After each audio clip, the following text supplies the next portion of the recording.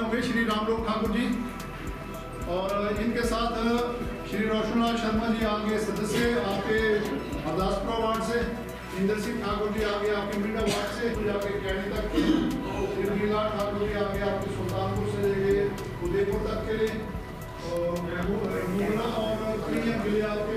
भी चर्चा चलेगी। 1-2 दिन के अंदर क्लियर जब हो जाएगा तो हम इसको ग्रुप में डाल देंगे। और चंदा जो है साल जुकारू के लिए हमारा 700 रुपये पर फैमिली और 300 रुपये हमारा वार्षिक चंदा जो है।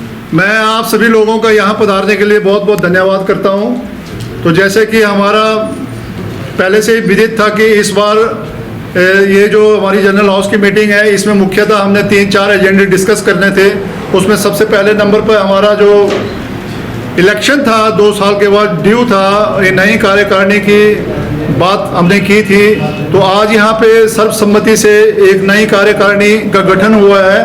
तो मैं आपके समक्ष फिर से नए कार्यकारिणी की जो लिस्ट मेरे पास आई हुई उसकी मैं घोषणा करता हूँ। इसमें श्री भगत बड़ोत्रा पांगी कल्याण संघ अध्यक्ष प्रधान पद के लिए दोबारा से नामित किए गए हैं। तो मैं चाहूँगा कि आप इनके लिए एक बार जोरदार तालियां बजाएं। और श्री बंसीलाल शर्मा जी को वरिष्ठ उप प्रधान, श्री करतार ठाकुर जी को उप प्रधान, श्री रामलोक ठाकुर जी को महासचिव, श्री मान सिंह शर्मा जी प्रेस सचिव, श्री लेखराज ठाकुर जी को कोषाध्यक्ष एवं श्री पीएल ठाकुर जी मुख्य सलाहकार, श्री बजीर चंद ठाकुर जी मुख्य सलाहकार और श्री बी.आर. भारद्वाज जी को मुख्य सलाहकार नियुक्त किया गया हो। ये नया कार्यकारिणी जो है ये 3 वर्ष के लिए गठित हुई है। तो जिस हिसाब से हमारा पांगी और पांगी से बाहर खासकर जैसे हम यहाँ पे माइनॉरिटी में हैं तो हमारी कोशिश यही रहती है कि हम अपने पंगवाल समुदाय के उत्थान के लिए और जी जान से कार्य करेंगे। खासकर हमारे 2 मुद्दे जिन पे हम बहुत सालों से चर्चा करते आ रहे हैं। पांगी कल्याण संघ निरंतर तरीके से खासकर हमारा जो नेशनल हाईवे जिसको हम चैनी सुरंग का नाम भी देते हैं तो उसके ऊपर दोबारा से फिर मंथन किया जाएगा। जैसे कि पीछे भी हमने हमारे national highway minister Shri Gadkari ji को भी ज्ञापन श्री अपने जिलाधीश के माध्यम से भेजा गया था। और इस बार फिर कोशिश की जाएगी दोबारा से एक डेलीगेशन पांगी कल्याण संघ का यहाँ से दिल्ली के लिए हम बनाएंगे। और इसमें पंगवाल एकता मंच जो कि पिछले 2-3 सालों से बहुत बढ़िया कार्य कर रहा है पांगी में, खासकर डिलिमिटेशन एक्ट के जो अगले साल नामित होने वाला है उसके लिए। तो ये 2 मुद्दे खासकर जैसा हमारे एक विधानसभा अलग होने का मुद्दा और दूसरा चैनी पास टनल का मुद्दा, इन 2 मुद्दों पर हम कार्य करेंगे। दूसरा, अब ये जो नए कार्यकारिणी बनी हुई है इसमें हमने ये संकल्प लिया हुआ है कि आने वाले समय में हम जितने भी पांगी में खासकर जो एक अलग तरीके से वहाँ पे षड्यंत्र रचा जाता है घाटी के अंदर राजनीतिक तौर पे मतलब विचारधारा को छिन भिन्न करने के लिए, उसके अगेंस्ट काम करेंगे। खासकर जो राजनीति का चोला पहन के पिछले 30-40 सालों से दुहाई देते आ रहे हैं कि हम पंगवाल और पांगी के लिए कुछ कार्य करेंगे, उनको हम इस बार कोशिश करेंगे कि उनको हम दिखाएं कि कार्य कैसे किया जाता है। क्योंकि पिछले 3-4 सालों से हमने इन मुद्दों को राष्ट्रीय स्तर पर दिल्ली राजधानी के संबंधित विभागों तक पहुंचाया हुआ है। अभी पीछे हम हिमाचल के मुख्यमंत्री जी से भी इन विषयों पर मिले थे तो उनकी तरफ से भी हमें आश्वासन मिला हुआ है। तो हम कोशिश करेंगे कि आने वाले समय में पंगवाल का खोया हुआ अधिकार अवश्य मिलेगा। धन्यवाद आपका फिर से यहाँ पे पधारने के लिए। धन्यवाद।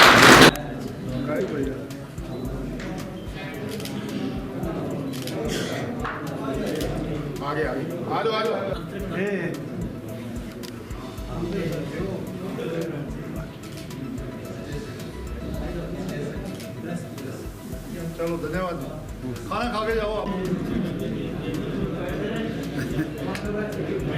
मैं भगत बड़ोत्रा, अध्यक्ष पांगी कल्याण संघ चंबा इकाई। आज हमारे यहाँ पे जनरल हाउस की मीटिंग का आयोजन किया गया था।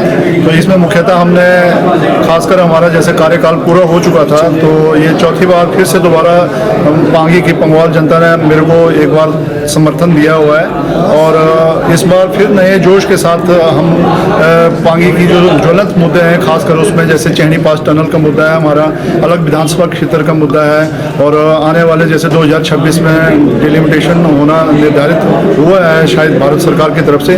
तो हम कोशिश ये करेंगे कि आने वाले 3 सालों में जो पंगवाल समुदाय ने एक विश्वास व्यक्त किया हुआ है मेरे ऊपर और मेरी टीम के ऊपर, तो उसको मैं पूरा अमली जामा पहनाने की कोशिश करूँगा।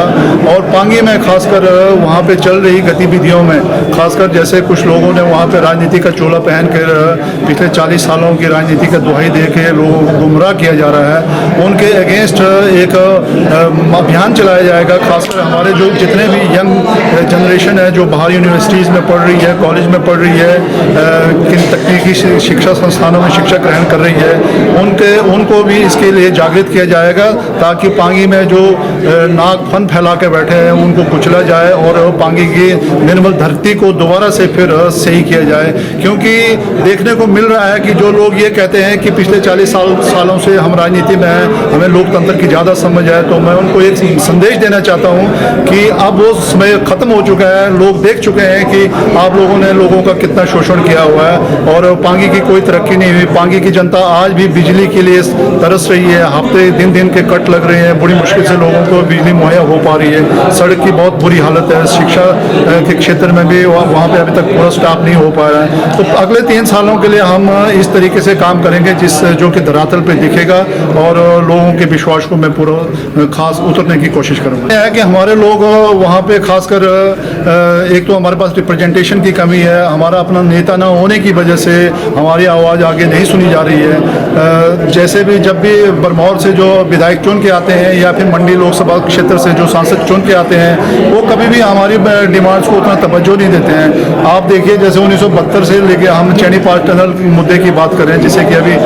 National highway authority of India के पास भी हमने भेजा हुआ है, तो लेकिन आप देखेंगे दिल्ली में इस मुद्दे को आज तक सीरियसली रखा ही नहीं गया है, तो सरकार भी कैसे सुनेगी। तो हम कोशिश करेंगे कि आने वाले समय में इन मुद्दों को, जैसे कि पिछले साल में हम 50 पंगवाल को लेकर दिल्ली तक पहुंचे थे, तो इस बार अभी हम शिमला में सुखू जी के पास भी जाके आए थे।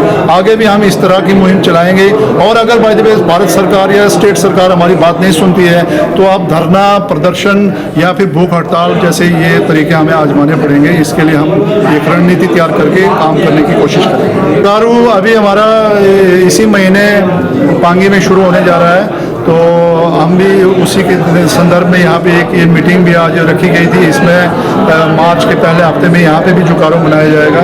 तो जुकारो हमारे एक लोकल सबसे खास पर्व है, जिसमें कि सभी लोग आपस में मिलते जुलते हैं, एक दूसरे को आशीर्वाद देते हैं, और बड़ी धूमधाम से इसको मनाया जाता है। खासकर यहाँ चंबा में मनाया जाता है, शिमला, धर्मशाला, कुल्लू, जहाँ भी पंगवाल समुदाय के लोग रहते हैं, तो इसे काफ़ी अच्छा तवज्जो दिया जाता है।